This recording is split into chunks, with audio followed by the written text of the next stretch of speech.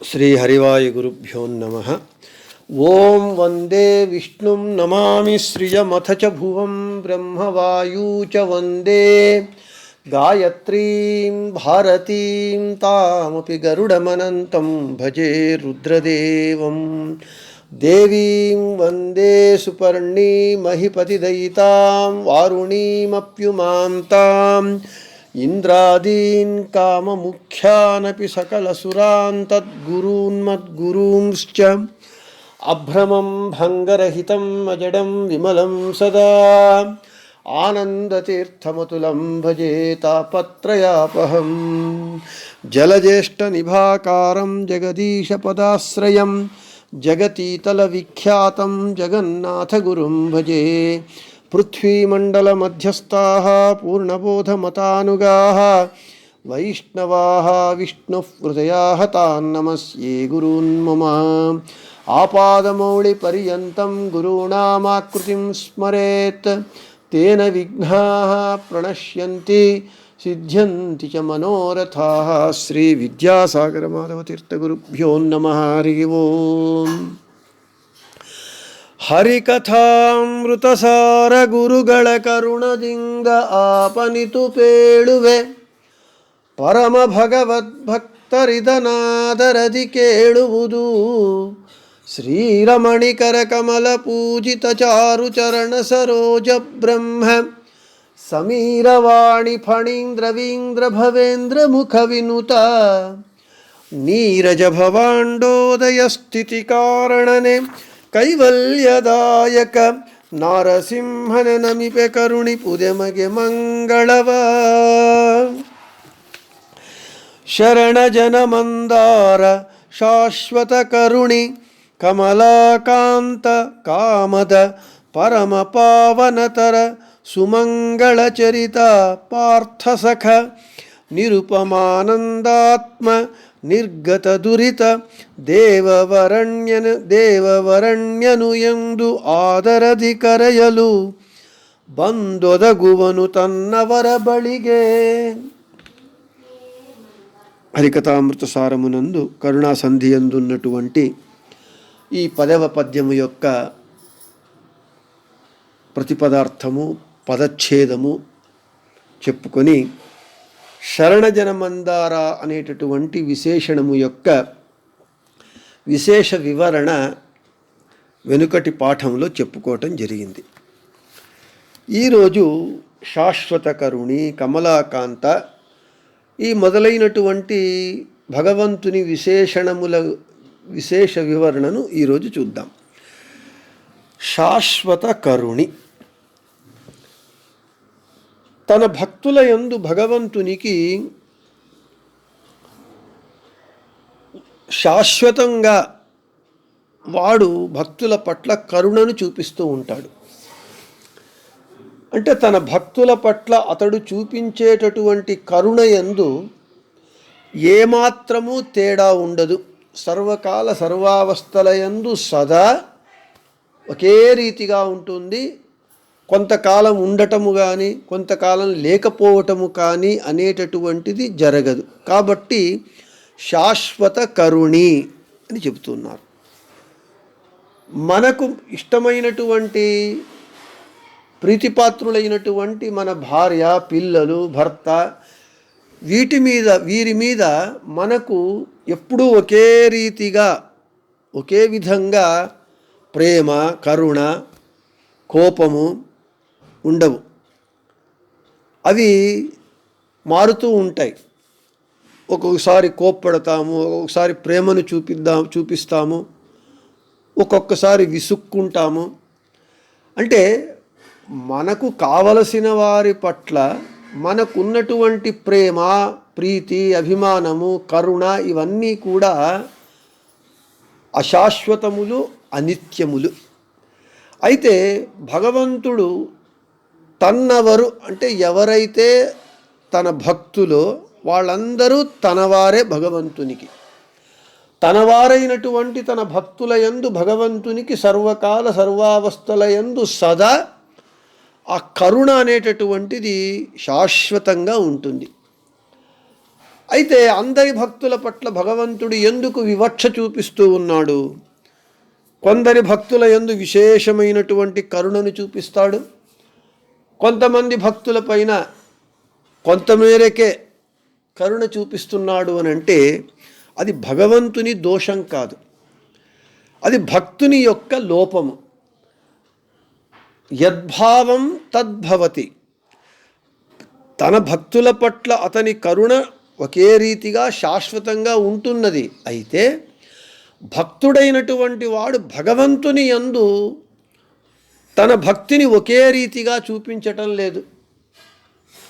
తనకున్నటువంటి సాంసారిక తాపముల చేత ఆ సాంసారిక తాపత్రయములు తక్కువగా ఉంటే భగవంతుని యందు వాడు భక్తిని ఎక్కువ చేస్తాడు. సాంసారిక తాపత్రయములు ఎక్కువైతే భగవంతుని యందు భక్తి తక్కువ అవుతుంది.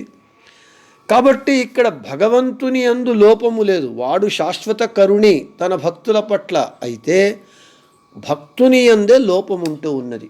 వాని భక్తిని అనుసరించి యథాయోగ్యంగా భగవంతుడు శాశ్వత కరుణి అయి కరుణను భక్తుల పట్ల చూపిస్తూ ఉంటాడు.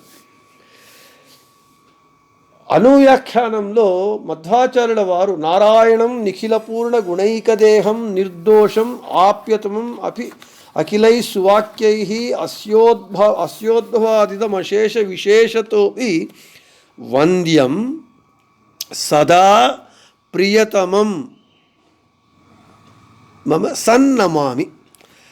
ఇక్కడ నిఖిల పూర్ణగుణుడు, తరువాత జ్ఞానానంద దేహము కలిగినటువంటి వాడు, నిర్దోషుడు, ఈ జగత్తు యొక్క అన్నిటికీ కారణభూతుడు అన్నీ చెప్పి వంద్యుడు అని చెప్పి మధ్వాచార్యుల వారు చివరికి సదా ప్రియతమం మమ, ఆ నారాయణుడు నాకు ప్రియతముడు. నాకు ఎవరయ్యా ప్రియతములు అంటే ఎవ్వరూ లేదు, ఒక్క నారాయణుడే. అది కూడా సదా, ఎప్పుడు. ఇటువంటి నారాయణుడు నాకు సదా ప్రియతముడు, అతనికి సన్నమామి, బాగుగా నమస్కరిస్తాను. జీవోత్తములైనటువంటి వాయుదేవుల అవతారమైనటువంటి మధ్వాచార్యులకు సర్వోత్తముడైనటువంటి నారాయణుడు సదా ప్రియతముడు కాబట్టి అతడు బాగుగా మధ్వాచార్యుల వారు నమస్కరిస్తారు.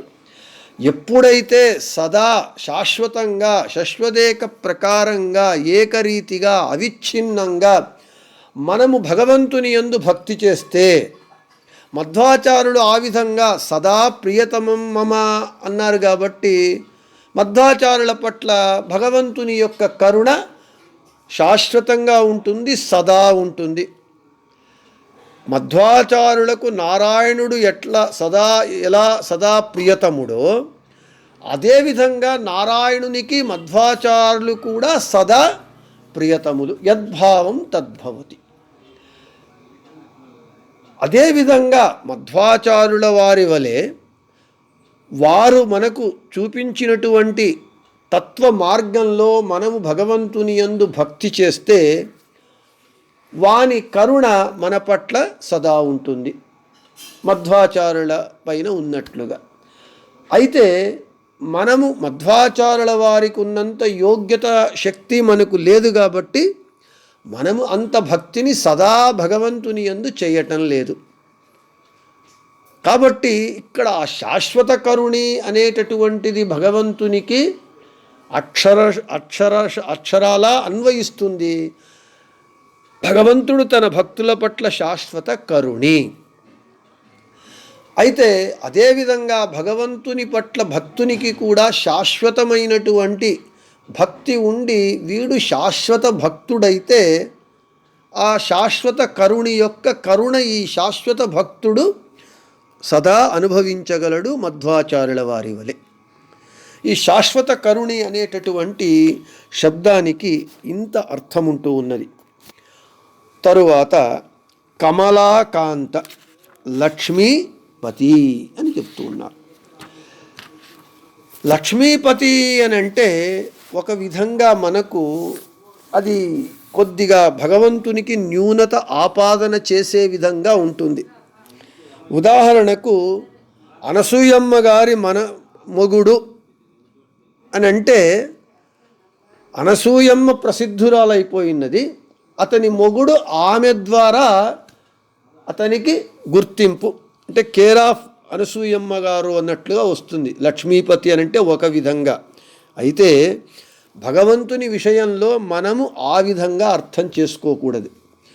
కమలాకాంతుడు అని అంటే భగవంతుని యొక్క సర్వోత్తమత్వాన్ని సూచించేటటువంటి తెలియజేసేటటువంటి పదము కమలాకాంత అని అంటే. కమల అంటే లక్ష్మీదేవి, ఆ లక్ష్మీదేవి రమణుడు, లక్ష్మీదేవి పతి. లక్ష్మీదేవి ఎవరు? అక్షరతత్వురాలు, ఆమె అవిభక్త కుటుంబిని, సదా భగవంతుని వక్షస్థల వాసిని. ఈమె జీవోత్తములైనటువంటి బ్రహ్మవాయువుల కంటే ఈమె ఉత్తమురాలు. జీవోత్తములైనటువంటి బ్రహ్మవాయువుల కంటే ఈమె ఉత్తమురాలు.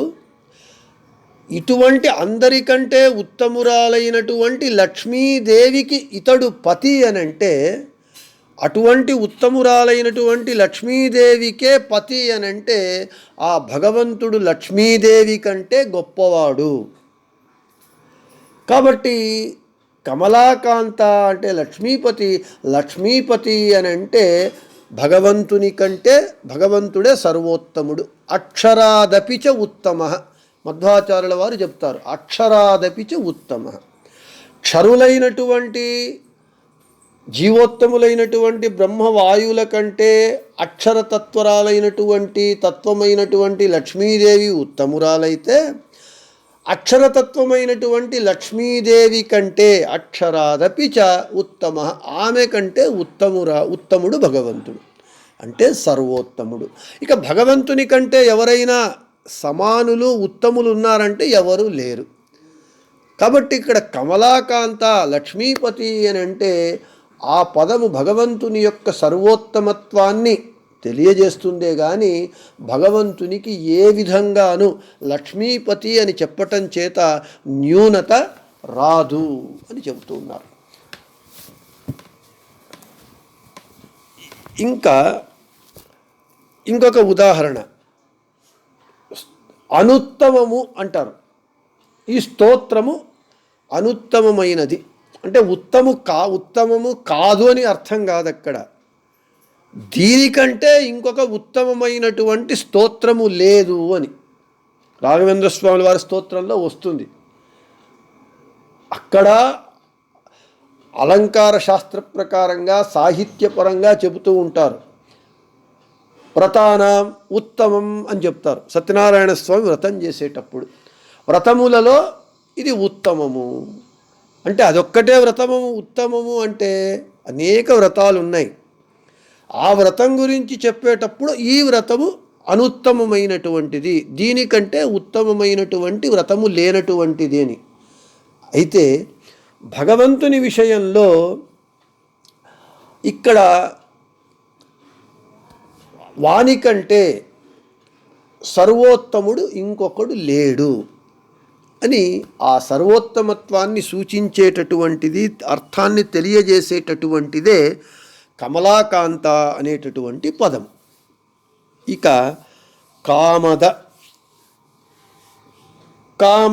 కామద అంటే కోర్కెలను తీర్చేటటువంటి వాడు, అంటే భక్తులు కోరిన కోర్కెలను ఇచ్చేటటువంటి వాడు కామద. ఎవరైతే భగవంతుణ్ణి సేవిస్తారో, ఎవరైతే సేవించినటువంటి భక్తులు భగవంతుని ఏమి కోరతారో వారి యొక్క కోర్కెలను తీర్చేటటువంటి వాడు కామద. ఇక పరమ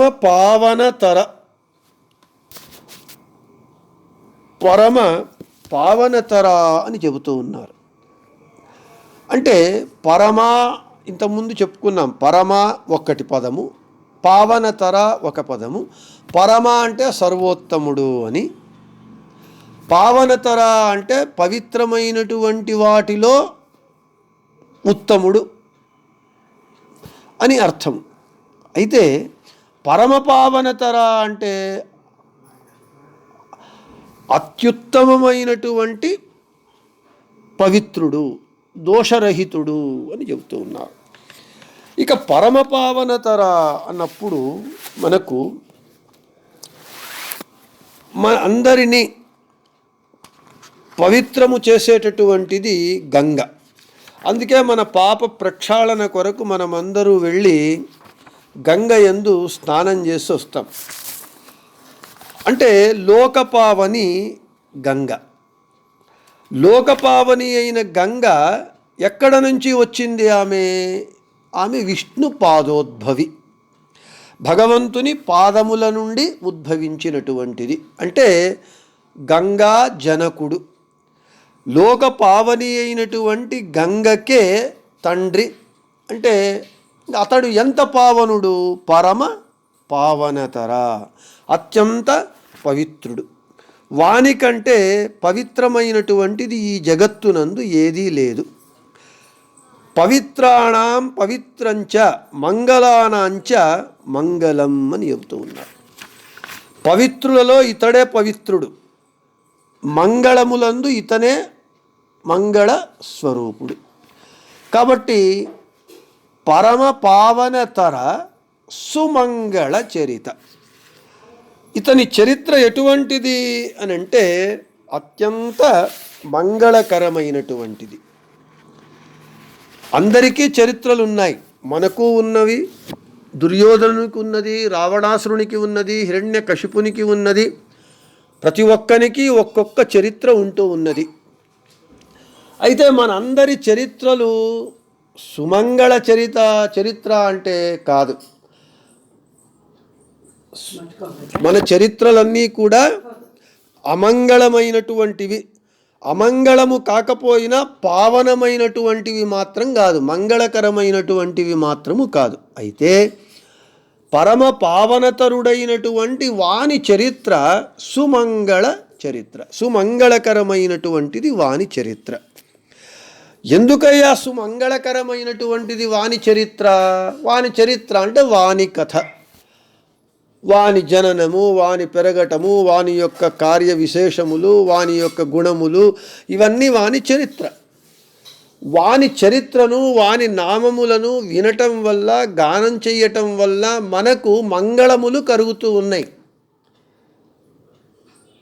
వాని నామమైనటువంటి విష్ణు సహస్రనామమును మనం పారాయణం చేయటం చేత మనకు కళ్యాణం కలుగుతూ ఉన్నది, మంగళము చేకూరుతూ ఉన్నది. కాబట్టి వానిది సుమంగళ చరిత. వాని చరిత్రను మనము చదివితే, పాడితే, వింటే మనకు మంగళములు కలుగుతూ ఉన్నది. కాబట్టి వాడు సుమంగళ చరిత్రుడు. రావణాసురుని లైఫ్ హిస్టరీని, దుర్యోధనుని లైఫ్ హిస్టరీని, హిరణ్యకశిపుని లైఫ్ హిస్టరీని చదివి ఎవరు ఇది మంగళకరమైనటువంటిది అని ఎవరూ చెప్పటం లేదు. వాళ్ళ చరిత్రలను వింటే మన మనస్సు కకావికలమై, మన మనస్సు అశాంతిని పొందుతుంది. కాబట్టి వాళ్ళ చరిత్రలన్నీ అమంగళ చరిత్రలు, అమంగళ చరిత్ర కలిగినటువంటి వారు. అయితే సర్వోత్తముడైనటువంటి, శరణజన మందారుడైనటువంటి, శాశ్వత కరుణి అయినటువంటి, కమలాకాంతుడైనటువంటి, పరమ పావన తరుడైనటువంటి మన స్వామి యొక్క, భగవంతుని యొక్క చరిత్ర సుమంగళకరమైనటువంటిది. కాబట్టి సుమంగళ చరిత అని చెబుతూ ఉన్నారు. ఈ విధంగా వాని చరిత్ర అత్యంత మంగళకరమైనటువంటిది. అందుకే చెప్పినారు ఇక్కడ పవిత్రాణం పవిత్రంచ మంగళానాంచ మంగళం. అన్నింటయందు భగవంతునిదే ఉత్కృష్టమైనటువంటిది ప్రతిదీ కూడా. మనం వెనుకటి పాఠంలో చెప్పుకున్నట్లుగా అణోరణీయాన్ మహతో మహీయాన్ అని, అణువునందు అణువు వాడే, మహత్తునందు మహత్తు వాడే. ఇక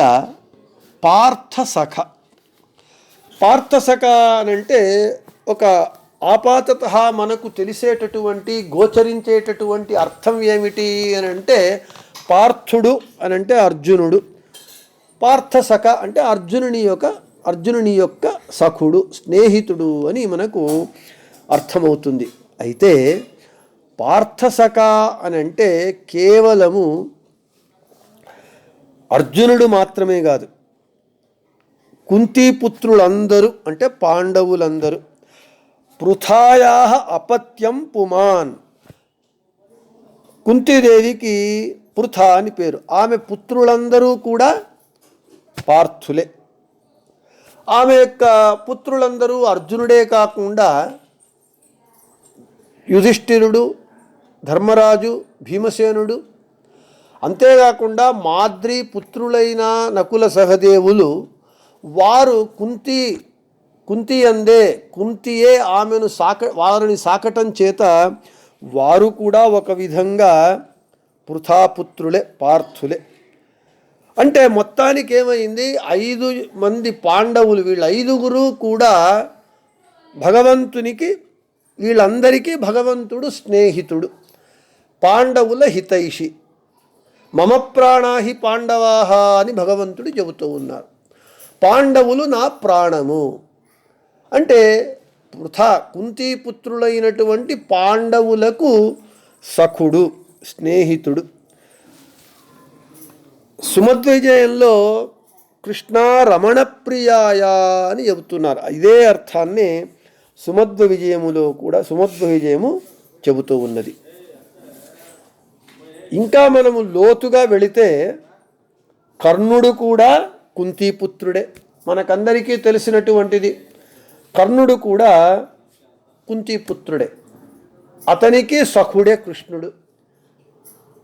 అది ఎలా చెబుతారు మీరు? కర్ణుణ్ణి అర్జునుని చేత చంపించాడు కదా. కర్ణుడు దుర్యోధనుని స్నేహితుడై దుర్యోధనుని పక్షము నిలిచి అర్జునుని విరుద్ధంగా, కృష్ణుని విరుద్ధంగా యుద్ధము చేసినటువంటి కుంతీపుత్రుడైనటువంటి కర్ణునికి సఖుడు కృష్ణుడిని మీరు ఎలా చెప్తారు అని అంటే, కర్ణుడు సుజీవి. అతడు అనేక కారణముల చేత, దైవేచ్ఛ చేత, దైవ సంకల్పము చేత కౌరవ పక్షము వహించి దుర్యోధనుని స్నేహితుడిగా ఉండి యుద్ధము కౌరవ పక్షముతో కౌరవ పరంగా యుద్ధం చేసిన ఆ కర్ణుడు, సుజీవి అయినటువంటి కర్ణుణ్ణి ఉద్ధరించటానికి, అతనికి సద్గతిని ఇవ్వటానికి కృష్ణుడు అతనికి అనేక విధాలుగా మంచినే చేశాడు. ఆ విధంగా కర్ణునికి కూడా కృష్ణుడు సఖుడు. మొత్తానికి పార్థసఖ అనంటే కుంతీపుత్రులందరూ పార్థులు, వారందరూ పాండవులు, కర్ణుడు, వీళ్ళందరికీ సఖుడు. పార్థసఖ అనంటే ఈ విధంగా ఇంత అర్థం ఉంటూ ఉన్నది. ఇక నిరుపమానందాత్మ అంటే ఉపమానరహితమైనటువంటి ఆనందమే దేహము కలిగినటువంటి వాడు. నిర్గత దురిత అంటే దోషరహితుడు, దోషములు లేశము లేనటువంటి వాడు. నిరుపమానందాత్మ నిర్గత దురిత అని చెబుతున్నారు.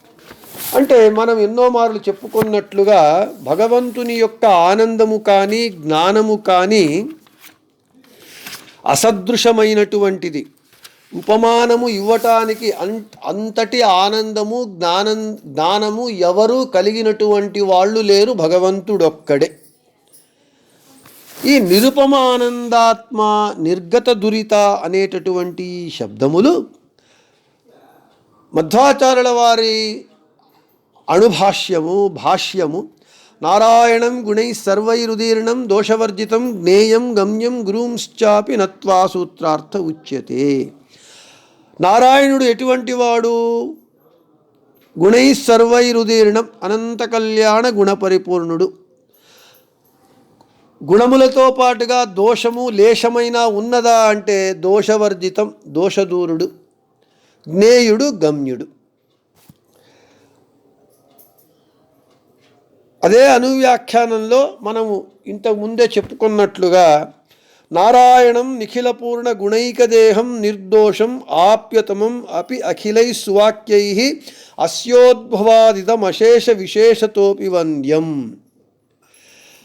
ఈ నిరుపమానందాత్మ నిర్గత దురిత అనేటటువంటి పదములు, శబ్దములు ఆచార్యుల అణుభాష్యము, భాష్యము యొక్క మంగళాచరణ శ్లోకము, అనువ్యాఖ్యానము యొక్క మంగళాచరణ శ్లోకము యొక్క వివరణ రూపంగా ఉంటూ ఉన్నది ఆ రెండు శబ్దములు. ఇక దేవవరేణ్య, దేవత శ్రేష్ఠుడు. దేవతలలో ఇతని కంటే శ్రేష్ఠుడు ఎవడూ లేదు, వీడే శ్రేష్ఠుడై ఉంటూ ఉన్నాడు. అంటే ఈ దేవవరేణ్య అనేటటువంటి పదము మనకు భగవంతుని యొక్క సర్వోత్తమత్వాన్ని ప్రతిపాదిస్తూ ఉన్నది. దేవవరేణ్య అంటే దేవతలైనటువంటి జీవోత్తములైనటువంటి బ్రహ్మవాయు గరుడ శేష రుద్ర, బ్రహ్మవాయువులు జీవోత్తములు, వారే మొదలుకొని సమస్త దేవత గరుడ శేష రుద్ర సమస్త దేవతల చేత, ఆ దేవతల చేత వందింపబడేటటువంటి వందనములను స్వీకరించేటటువంటి వంద్యురాలైనటువంటి లక్ష్మీదేవి చేత కూడా వందనములను స్వీకరించేటటువంటి వాడు అంటే దేవవరేణ్య. సమస్త దేవతా వృందముతో వందనములను స్వీకరించేటటువంటి వాడు దేవతలలో శ్రేష్ఠుడు. వానికంటే శ్రేష్ఠుడు ఇంకొకడు లేడు. దేవవరేణ్య అనేది భగవంతుని యొక్క సర్వోత్తమత్వాన్ని ప్రతిపాదిస్తూ ఉన్నది. ఇన్ని విశేషణాలను చెప్పి శరణజన మందార, శాశ్వత కరుణి, కమలాకాంత, కామద, పరమ పావనతర, సుమంగళచరిత, పార్థసక, నిరుపమానందాత్మ, నిర్గత దురిత దేవవరేణ్య ఎందు ఆదరది కరయలు, ఆదరముతో, భక్తితో, శ్రద్ధతో, త్రికరణ శుద్ధితో, ఈ విశేషణాలతో భగవంతుణ్ణి మనము పిలిస్తే, వాణ్ణి జపిస్తే, ధ్యానిస్తే, అర్చిస్తే బంధు ఒదగువను తన్నవర బడిగె. ఎవరైతే భక్తితో ఈ విధంగా భగవంతుణ్ణి స్తోత్రం చేస్తారో, గుణగానం చేస్తారో, అప్పుడు భగవంతుడు ఏం చేస్తాడంటే అటువంటి తన భక్తులైనటువంటి వారి వద్దకు వచ్చి వారికి వచ్చినటువంటి ఆపదలను పరిహరించి వారిని రక్షిస్తాడు. ఇది భగవంతుని యొక్క కారుణ్య విశేషము. మనము శరణజన మందారా అని మనం ఆ శబ్దార్థము చెప్పుకునేటప్పుడే చెప్పుకున్నాము. ఆపద సమయమునందు ద్రౌపదీదేవి, హే కృష్ణ ద్వారకావాసిన్ కాశీ యాదవనందన ఇమామవస్థాం సంప్రాప్తాం అనాథాం క్యూపేక్షసే. గజేంద్ర మోక్షంలో గజేంద్రుని నారాయణాఖిల గురో భగవన్ నమస్తే అని ఈ విధంగా తన భక్తులు ఆర్తితో, ఆర్ద్రతతో, భక్తితో, త్రికరణ శుద్ధితో ఆదరది కరయలు పిలిచినప్పుడు, అర్థించినప్పుడు, ప్రార్థించినప్పుడు బందొదగువను తన్నవర బడిగే.